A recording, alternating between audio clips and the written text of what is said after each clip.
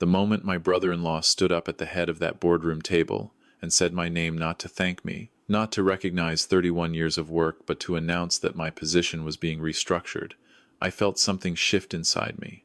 Not panic, not grief, something quieter than both of those, something that had been waiting a long time to wake up. I want to tell you about that morning. But first, I need to take you back to where it all started, because none of it makes sense without the beginning. My name is Gerald Whitmore. I am 63 years old. I live outside of Guelph, Ontario, in a house my wife Patricia and I bought in 1994 when our kids were still young enough to fight over the back seat on road trips. I have spent the last 31 years of my professional life building something that was never, technically, mine.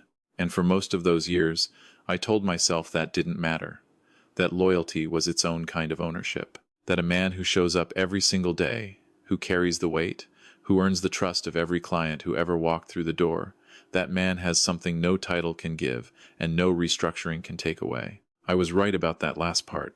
I just didn't understand it yet. I got into the printing and commercial signage industry almost by accident. I had finished a business administration diploma at Conestoga College in 1983, spent a few years doing estimating work for a mid-size manufacturer in Cambridge, and then met Patricia at a cousin's wedding in the fall of 1987. She was the most grounded person I had ever encountered. Funny in a way that snuck up on you. Sensible in a way that never felt cold. I was gone on her within 20 minutes of our first conversation. Her father, Douglas Hartwell, ran a small commercial printing shop out of a warehouse unit on the edge of Kitchener. 4 employees, 2 aging offset presses, a fax machine that jammed every third transmission. The kind of operation that survived on local relationships and stubbornness in roughly equal measure. He was a proud man, the kind who shook your hand once and expected that to cover everything forever. He had built that shop from nothing after arriving from England in 1969, and he never let anyone forget it. Patricia and I married in the summer of 1988. I was 27. She was 25. Her father offered me a job 6 months after the wedding, not because he thought I was exceptional. I understood that even then, but because he needed someone reliable, and he trusted Patricia's judgment more than his own when it came to people. I came in as an office manager. I told myself it was temporary, a stepping stone. I would stay 2 years, learn the business, move on to something with more upside. 31 years later, I was still there. What changed was the work itself. I discovered, somewhere in that first year, that I was genuinely good at this industry, not the printing mechanics. Douglas handled all of that with the obsessive attention of a man who had grown up setting type by hand, but the business side, the client relationships, the contracts, the logistics of scaling an operation that had been held together with personal reputation and sheer stubbornness. I had a feel for what clients actually needed, which was usually not what they said they needed in the initial meeting. I could walk into a room with a procurement manager from a regional municipality and leave with a 5-year contract. I didn't have a formula for it. I just listened more carefully than most people in that room had ever been listened to. By 1995, Hartwell Commercial Print had moved into a proper facility on the north end of Kitchener. 12 employees, a new large-format press that Douglas had been afraid to order until I showed him the numbers 3 separate times. I had brought in our first government contract that year, a regional school board needing standardized forms and signage across 42 schools. It wasn't glamorous work. It was detailed, deadline-driven, specification-heavy, and the margins were thinner than I would have liked. But government contracts, I had learned, were something very specific. They were relationships built on paperwork, and the person who understood the paperwork, who showed up at the pre-qualification meetings, who knew the names of the procurement coordinators and what they needed to see in a bid submission, that person became, over time, indispensable in a way that was hard to quantify but impossible to replace. I became that person. By 2003, we had federal work. Small at first, a departmental supply contract through Public Services and Procurement Canada, the kind of thing most shops our size never even attempted because the qualification process was genuinely daunting. I spent 4 months on our first federal bid. I learned the procurement framework from the ground up. I attended industry information sessions in Ottawa twice. I built relationships with contract officers the way you build any relationship, slowly, consistently, by being someone who did what you said you would do, every single time, without drama. Douglas was pleased. He told Patricia I had good instincts for the paperwork side of things, which from him was the equivalent of a standing ovation. What Douglas never fully understood, or perhaps never wanted to fully understand, was that by 2008 I was the business. Not in the sense that I owned it. I didn't. He owned it, 60%, and his wife Margaret held the other 40 in trust. Patricia had no stake. I had no stake. That had never been formalized differently, despite conversations over the years that always somehow ended with Douglas saying we'll sort that out properly one day, and then changing the subject to the Blue Jays, or the price of paper stock. But in the sense that mattered functionally, the client relationships, the government contracts, the federal standing offers, the supply agreements with 3 provincial ministries and 1 federal crown corporation, all of that lived in my contact list, my email history, and the relationships I had spent 15 years cultivating face-to-face. I was the signatory on most of our major agreements, not because of any formal arrangement, but because I was the one who had negotiated them, and the clients wanted continuity. Government procurement officers, in my experience, are deeply averse to disruption. When they find someone who understands the process and delivers on time, they hold on, they renew, they refer. My contact with those clients was mine in the only way that mattered. They trusted me personally. Some of them had been dealing with me for over a decade. We had had coffee together at industry events. I had helped a few of them navigate their own internal procurement changes when the rules shifted in 2012. They were not Hartwell's clients in any deep sense. They were mine. I had just been doing the work under Hartwell's letterhead. I want to be clear about something. I was not plotting anything during those years. I was not keeping a mental ledger of what I was owed or what leverage I might someday hold. I was doing my job. I genuinely believed, for most of those 31 years, that what I was building was shared. That Douglas would eventually formalize what was already true, that this business was as much mine as his, in the ways that actually counted. I had turned down other opportunities twice. Once in 2001, when a larger print company in Hamilton had approached me about a VP role, and once in 2011, when a federal consulting firm was looking for someone who understood public procurement from the supplier side. Both times I had stayed. Both times I told myself it was because I was invested in what we had built. That was true.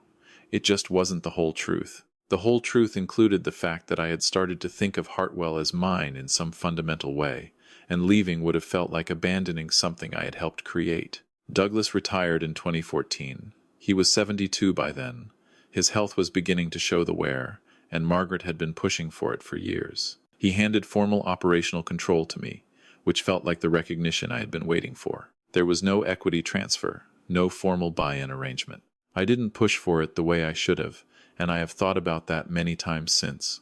But the day-to-day reality was that I was running everything, and it felt like enough. Patricia's brother, Kevin, had been around the edges of the business for years. He was 9 years younger than Patricia, born in 1972, which would have made him 42 when Douglas retired. He had done a few years in sales in his 20s, left under circumstances that were never fully explained, spent some time out in Alberta during the oil patch years, and drifted back to Ontario around 2010. He was charming in a superficial way, good at walking into a room and making people feel like he was paying attention to them, not particularly interested in the operational reality of running a business. He had a habit of using industry jargon slightly incorrectly, in a way that told you he had learned the words without learning what was behind them. Douglas had given Kevin a sales coordinator role after he came back from Alberta. It was a reasonable gesture. The man's son needed work, and Douglas was a father before he was a businessman. Kevin did adequately. He wasn't generating significant new business, but he maintained some existing local accounts, and he was pleasant enough in client-facing situations. What I underestimated was how much Kevin had been having his own private conversations with Douglas during those last few years, and how much Margaret, who had always been warmer to her son than to me, despite the fact that I had been part of the family for over 2 decades, had been pushing for a different kind of succession than what I had been quietly assuming. I found out on a Tuesday morning in March of 2019. We had a monthly operations meeting. 12 people around the table, myself, Kevin, our production manager, 3 account managers, finance, and a few others. I had been running these meetings for 15 years. I had the agenda in front of me. I was about to call the room to order. Douglas walked in. I had not known he was coming. He hadn't been in the building regularly since a health episode the previous winter. He looked smaller than I remembered him, the way people sometimes do when you haven't seen them for a few months, and the contrast hits you all at once. He was wearing a sport coat I recognized from years ago. He sat down at the head of the table without making eye contact with me. He said he wanted to make an announcement before we got into the regular agenda. He said that after careful consideration and conversations with the family, he had decided it was time to formalize the leadership of Hartwell Commercial Print for the next generation. He said that Kevin would be assuming the role of president and CEO, effective immediately. He said Kevin had been preparing for this transition and was ready to lead the company into its next chapter. He said he wanted to thank everyone for their dedication and hard work over the years. He did not say my name once during that entire speech. Kevin nodded at the table like a man who had been waiting a long time to be in that chair. He made a brief comment about being excited for the opportunity and looking forward to working with everyone. He shook hands with the person beside him. I sat at that table, and I felt the room the way you feel a room when something has permanently changed inside it. The way the acoustics shift when a wall comes down. Everyone was looking at something slightly to the left of wherever I happened to be. I did not say anything. I let the silence sit for a moment that was probably only 3 or 4 seconds, but felt considerably longer. Then I said we should get into the agenda, and I ran the rest of the meeting as I always had. I was professional. I was focused. I asked the right questions and gave the right updates, and I wrapped us up 12 minutes early because we had covered everything that needed covering. Then I walked back to my office, closed the door, and sat in my chair for a long time. I want to tell you what I felt in that office, because it was not what I would have predicted. I had always assumed that if something like this ever happened, and some part of me had always known it could, even when I pushed that knowledge down, I would feel rage. I had built that business. I had grown it from a 4-press shop and a warehouse unit into a mid-size operation with federal standing offers and provincial supply agreements, and a client list that included government departments most printing companies our size had never even bid on. I had turned down other careers to stay. I had given 31 years. I felt none of that. What I felt was something much colder and much clearer. I felt, for the first time in a very long time, completely free of the story I had been telling myself. The story that said loyalty was enough, that a man who does the work will eventually be recognized for it, that family means something beyond blood. That story was done, and in its place was something very simple. I knew exactly what I had. I knew exactly what Kevin didn't have, and I knew exactly what I was going to do. I did not confront Douglas. I did not ask for a meeting with Kevin. I did not consult a lawyer that week, though I eventually did. What I did, in the days and weeks that followed, was work. I went through every government contract, every standing offer, every federal supply arrangement we held.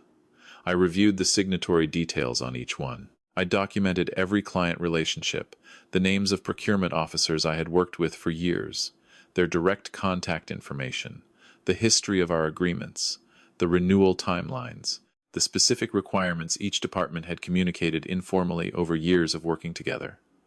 I knew this information already, the way you know your own address or your children's birthdays. But I organized it. I made it portable. I also had several quiet conversations, not dramatic ones. Coffee with a former colleague who had moved to the federal procurement side.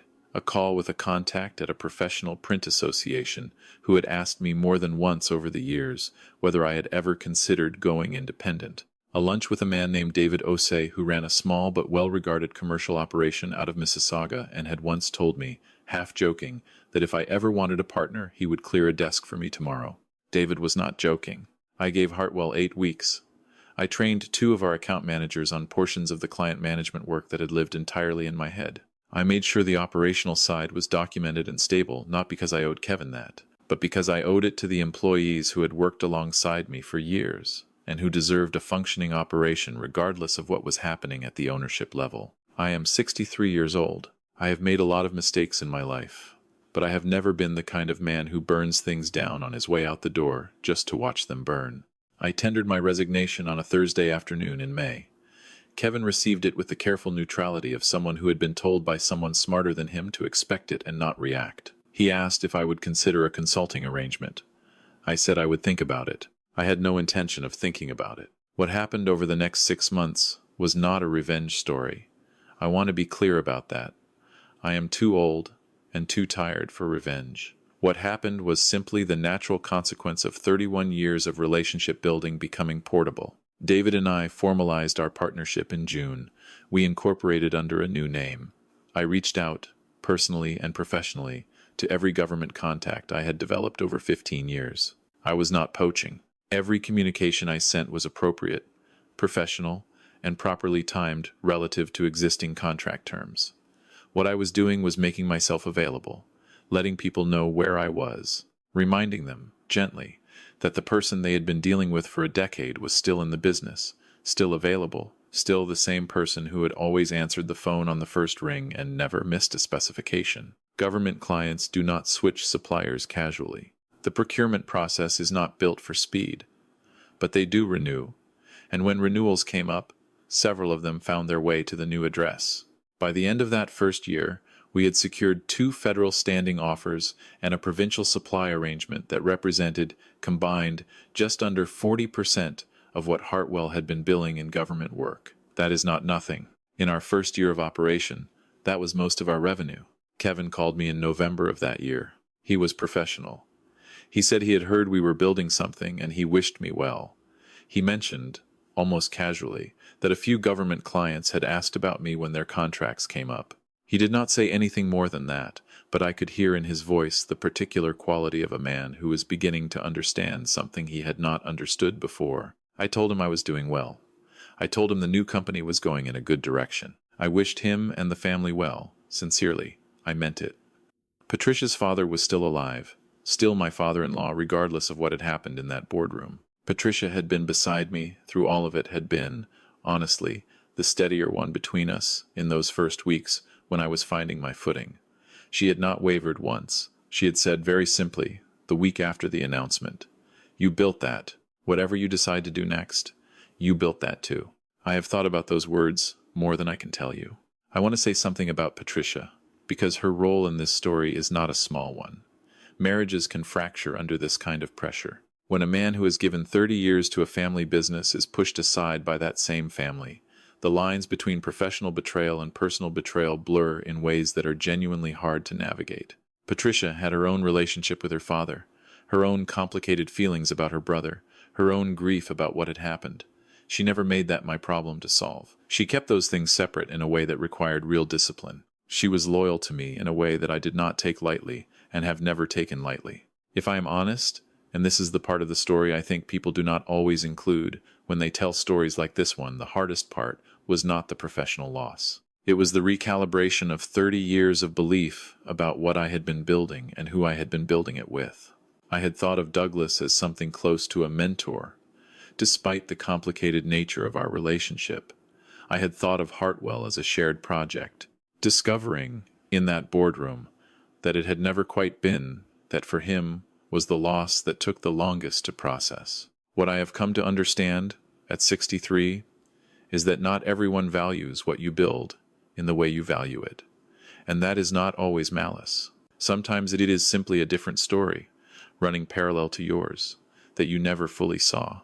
Douglas had always seen Hartwell as a family company in a literal sense, blood family, the kind with the same last name. I had been, for 31 years, the capable outsider who kept the lights on. He appreciated that. He may have even loved me in his way. But when it came to the fundamental question of who this was for, I had never been the answer, and I had told myself otherwise for so long that I had stopped checking. I am not saying Douglas was a bad man. I am saying I gave my understanding of him more generosity than the evidence warranted, and I carried the cost of that for a long time. There are things I would do differently. I would have formalized my position much earlier, not out of distrust, but out of clarity. A formal equity agreement, a proper succession conversation, documentation that reflected the reality of who was building what. I had avoided those conversations because they felt mercenary, felt like I was putting a price on loyalty. What I understand now is that formalizing things is not a betrayal of trust. It is a protection of it. It gives both parties a clear and honest picture of what they have agreed to, which is the only foundation on which real trust can actually stand. If you are working in a family business, any family business, whether you married into it or joined it through some other connection, have those conversations. Have them early. Have them in writing, not because the people around you are necessarily planning to betray you, but because the absence of clarity creates the conditions for betrayal without anyone necessarily intending it. Douglas, I believe, had never quite made a decision about succession. He had simply deferred it until deferring was no longer possible, and when the moment came, blood won over merit in the way that blood sometimes does when the decision hasn't been made in advance. That is not a lesson unique to family business.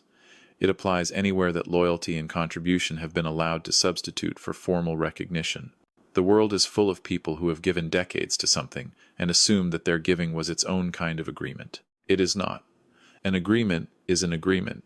Anything else is a hope, and hope is not a contract. I am in my second year now with the new company. We have 8 employees. David is an excellent partner, the kind who argues with you in the planning meeting and backs you completely in the client meeting, which is the only kind worth having. We have 3 active federal contracts and 2 provincial supply arrangements. We are building something, again, and this time I understand exactly what I have and what I am building toward and what agreements need to be in place for it to mean what I want it to mean. My father-in-law passed away in the spring of last year. He was 81. I was at the hospital when he went, along with Patricia and Kevin and Margaret. The business did not come up. It seemed very small by then, which I suppose was the right size for it. He was a man who built something from nothing in a country that was not his birthplace, and that deserves respect regardless of anything else. I shook Kevin's hand at the graveside. We were civil. We may find our way to something warmer, eventually. These things take time. What I carry with me from all of it is not bitterness. Bitterness is too expensive a thing to maintain at this age, and I do not have the energy to spend on it. What I carry is clarity, about what I am worth, about what I am capable of building, about the difference between being needed and being valued, which are 2 very different things that can coexist for a very long time without you noticing the gap between them. I had been needed at Hartwell for 31 years. I understand now that I was not valued in the way I had assumed, in the way I had earned, in the way that would have shown up differently when the moment of decision came. That distinction between needed and valued is one of the most important lessons a working life can teach you, and it is one of the cruelest ones to learn late. If you are somewhere in the middle of a story like mine, working hard, building something, trusting that the people around you see what you see, I am not here to tell you to be suspicious. I am here to tell you to be honest. With yourself first. Look at what you have built and ask yourself whether the people around you understand its value in the same terms you do. Ask whether the agreements in place reflect the reality of your contribution. Ask whether the things you are assuming are actually spoken, or whether you have simply been hoping loudly enough that it felt like a conversation. Those questions are uncomfortable. They were uncomfortable for me too. But the discomfort of asking them is considerably less than the cost of not asking until the answer arrives on its own, the way mine did on a Tuesday morning in March, in a boardroom where my name was not mentioned once. Build your own name. Make sure it is on the things that matter, not out of selfishness, out of honesty, because a name on a contract is not just a legal formality. It is the paper record of what is already true, and if what is already true has never been written down, it is far too easy for someone else to write a different version of it when your back is turned. I am 63. I am starting again, and it does not frighten me the way I thought it would. Patricia is beside me. I have a partner I trust in a way that is specific and documented and clear. I have clients who chose to follow the relationship rather than the letterhead, which is the only proof I needed that what I had built was real. The room was very still that Tuesday morning. But I am not still anymore.